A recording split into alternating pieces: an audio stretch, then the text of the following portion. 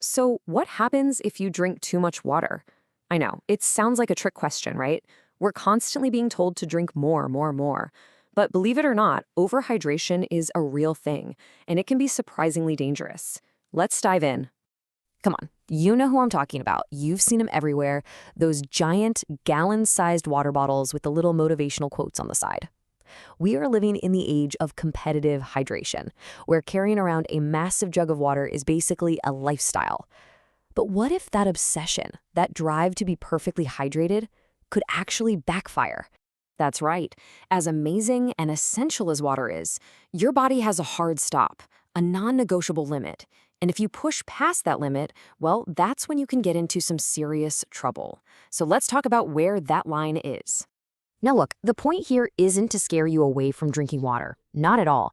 It's all about finding that sweet spot, because even with water, there's a tipping point where healthy habits can become, well, a thirst for trouble. Here it is. This is the number you need to remember. Your kidneys, when they're working at full blast, can process about 1 liter of water every hour. That's pretty much their max capacity. Think of it as your body's internal drainage system. So when you start chugging water faster than that, your kidneys just can't keep up. They get overwhelmed. And all that excess water, it has nowhere else to go, so it backs up into your bloodstream, basically flooding your entire system. And that is step 1 on the road to a really dangerous imbalance. And this imbalance has a pretty serious scientific name. It's a name that kind of reveals water's hidden and, dare I say, poisonous power when you don't respect its limits. It's called dilutional hyponatremia. Okay, let's break that down.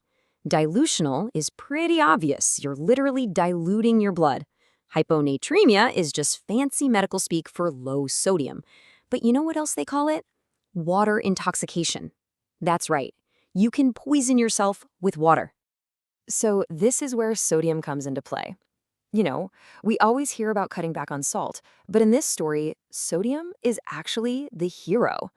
It's like the bouncer for every single one of your cells, controlling exactly how much water gets in and how much stays out, keeping everything perfectly balanced. But what happens when that bouncer, sodium, gets completely overwhelmed by a flood of water? Well, that's when your body hits a critical tipping point. It kicks off this really dangerous chain reaction. First, you drink way too much water. That dilutes the sodium in your blood. Now, because the sodium levels are all out of whack, water rushes into your cells to try and fix the balance. And the result?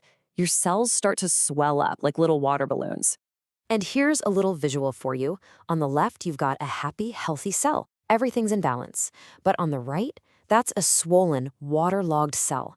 The low-sodium environment outside of it forced all that extra water inside, and now it's dangerously puffy. Okay, so what's the big deal, right? Your cells get a little puffy.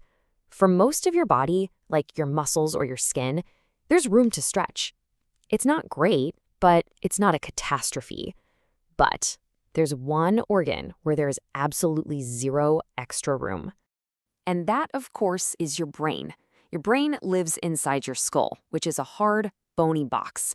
It's a very, very tight apartment with no wiggle room. So when your brain cells start to swell, they have nowhere to go. They just start pressing against the inside of your skull. And that swelling, which is called cerebral edema, creates immense pressure. It starts out with things you might brush off, like a headache or feeling nauseous. But it can quickly get much, much worse, leading to confusion, seizures, a coma, and yes, in the most extreme cases, it can actually be fatal. And listen, this isn't just some weird theoretical thing you read about in a medical textbook. This happens in the real world, and often to people you'd think are the healthiest among us. Let's talk about marathon runners. One study of runners who finished the Boston Marathon found that a shocking 13%, that's more than 1 out of every 10, had some level of hyponatremia. Why? Because they were following that old advice to constantly stay ahead of their thirst and just ended up chugging way too much plain water. And get this is the craziest part. The biggest warning sign wasn't that they were dehydrated. It was that they had actually gained weight during the race. That means they drank so much fluid that it more than replaced everything they lost in sweat, leading directly to that dangerous dilution we talked about. And it's not just elite athletes. This can happen to military recruits during intense training, to infants who are given baby formula that's been watered down too much, and even to people who are on certain common medications, like some diuretics or antidepressants, that can mess with how their body handles water.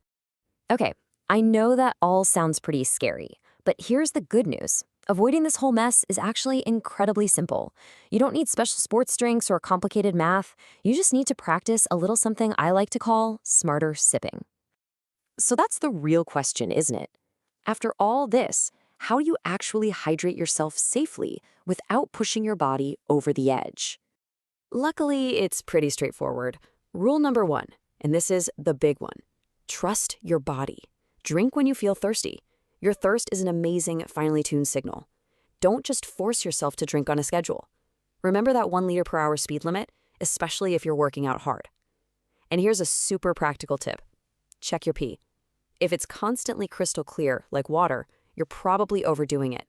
You're shooting for a pale, light yellow. So, at the end of the day, here's what it all boils down to. Hydration isn't a competition. It's not about who can drink the most. It's simply about giving your body what it needs when it needs it. It's all about balance, not excess. So next time you feel that pressure to chug that entire water bottle, just stop and ask yourself one simple question. Am I actually thirsty?